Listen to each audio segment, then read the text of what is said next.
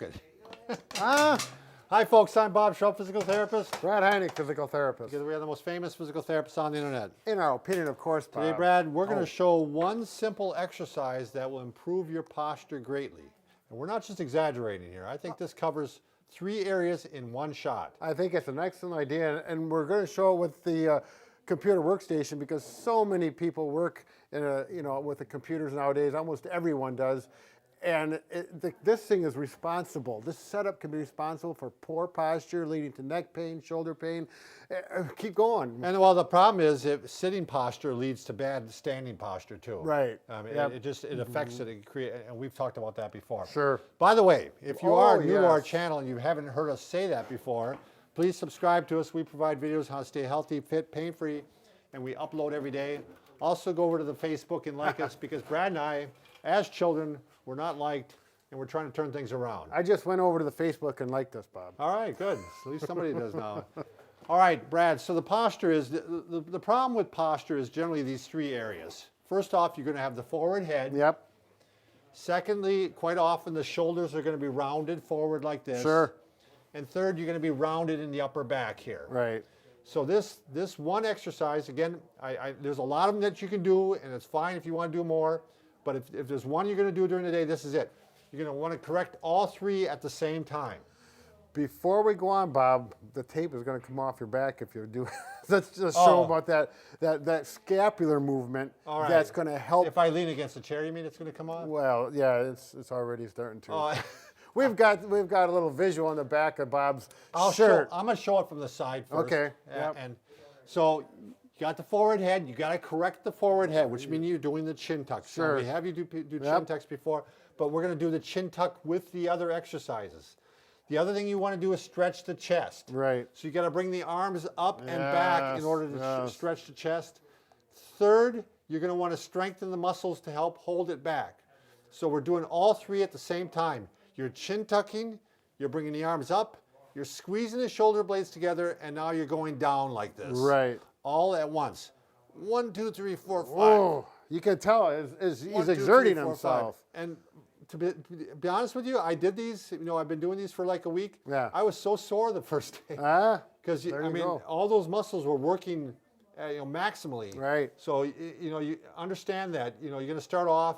You can do these quite often, especially once you're acclimated to it. Right. But when you first start off, you may want to do it every hour. How many repetitions are you thinking? I would say at least 5. Yep. And because that realigns you, you can do as many as 10. Sure. And it's fairly, people see you doing it. I guess they will notice you're doing an exercise, but it's not the worst one. It won't be long, and everyone in the whole office will be doing it. It'll just be another normal day. That's right. Right. He's doing the exercise. Yeah, there you go. So again, I'm going to do it one more time here. Chin tuck. I'm bringing the arms up. I'm squeezing them. I'm pulling them down while I'm squeezing together. Right. We're going to show it from behind too.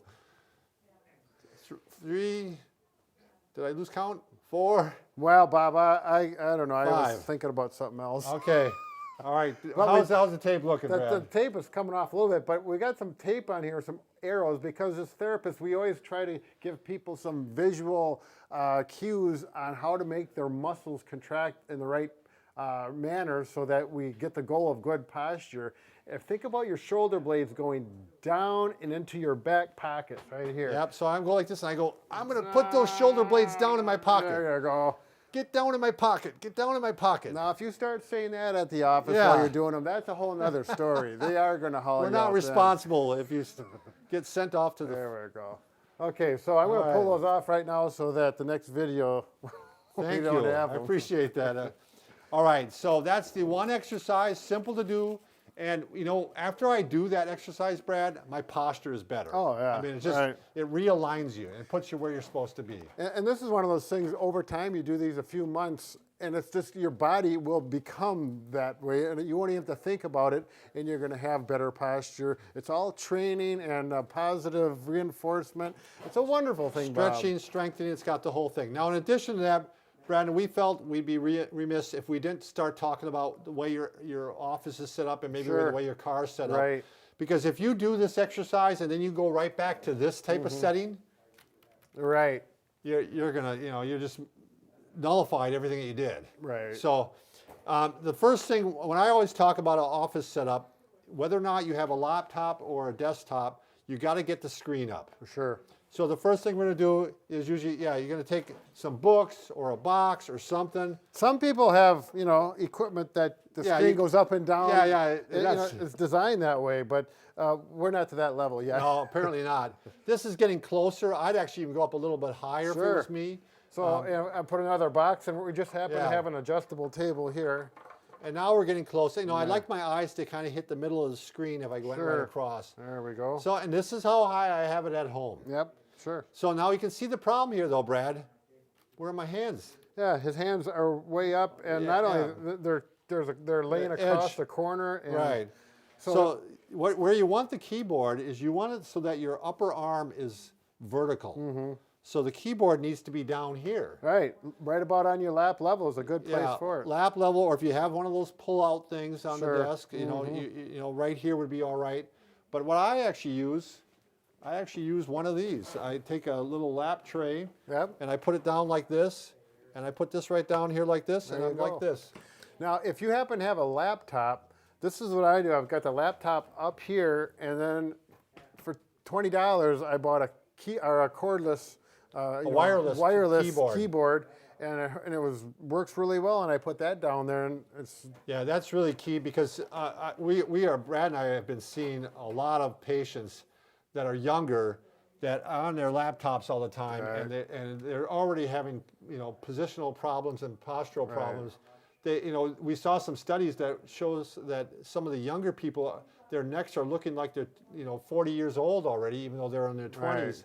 Because of the deterioration. Right, yeah, that's not addressed now. So if you got kids, I'm saying have them do this exercise at the supper table before you eat, part of your prayer. That's right, before you even pick up the forks, go ahead and start doing these. So this works out real well. The other thing you may want to do, you may want to do some support in your chair. Sure. And there are a lot of them, aren't there, Brad? Yeah, we've got just a few of them here. We got different shapes and sizes because everyone's different shapes and size, and their chairs are different shapes. Their chairs are different, but you usually like to get something in the low back that helps kind of keep your posture upright. Now, in an office chair, I like this one, and we've got this in our list below. Mm-hmm. It's more of a memory foam cushion, and I like the thickness of it because I don't like if you lean back in the chair, you're rounding out like this. Sure. I like the thickness on this because it keeps me forward and I'm supported, even though I'm working forward. And you actually like yours upside down, right? Yeah, I like mine upside down. So he puts it the way that's not even designed for, but that's the way it works. I mean, you use what works for your body so that you get good posture and you feel good at the workstation. And a lot of these do have straps on them that you can, like this one does, so you can just slide it over your chair. Sure. By the way, I need to get another one of these, Brad. Yeah, well, that's your problem. I thought maybe he'd give it to me, but no, he's not. No, maybe when your birthday comes around, I'll think about it if you've been good. Thanks a lot. But here we've got these round ones are more for like a lumbar support specifically, which can be good for some people will want those. If you're having some sciatica particularly. Well, let's talk about the car too, Brad, because these can be used in the car. Sure. And that's the other place where you're sitting a lot and where a lot of times your posture is bad. One thing you want to make sure is don't have your seat leaning back too far, because if it's leaning back, this is what you're going to do. Right, you're reaching for the steering wheel, your head's looking towards the road. And I mean, Bob and I are real conscious of body posture, and we find ourselves, Right. Yeah, so we got to self-correct and get back and do the exercises. So the other thing with the steering wheel, you want to have the steering wheel fairly close to you, because if it's out here, this is what you're going to do. You're going to round out again. Sure. You keep it fairly close to you again. Ideally, you want to have the upper arm at a vertical position, and you want to have your hands at the 4 and 8 position, or 8 and 4. They often recommend the 9 and 3, but if you go to 9 and 3, you're going to be starting to come up like this. I don't know if people even know what you're talking about. On a clock. If you go on a clock and there's an 8 o'clock and there's a 4 o'clock, you could put numbers on your steering wheel and it would be easier. The other thing that's a little trick, by the way, right next to your brake, what's that little thing, that little support thing? I call it the foot pad. The foot plate. In most cars, you may not realize there's actually a little foot plate on the where your left and you want to put your foot on that and push on that, and it kind of slides your butt back in the chair and keep your butt there, or keep your foot there, and that'll keep you in position against the chair. Yeah, it's a really nice way to, I like to do that because I'll find myself, I'll forget about it, and I realize my bottom is slid forward, because I got leather seats, and then I got to push myself back where my bottom belongs. Oh, it's got leather seats. Well, they're ripped. Oh. All right, I feel better about that. I drive my old junker around, and so. Yeah. All right. We don't want to talk about that, Bob.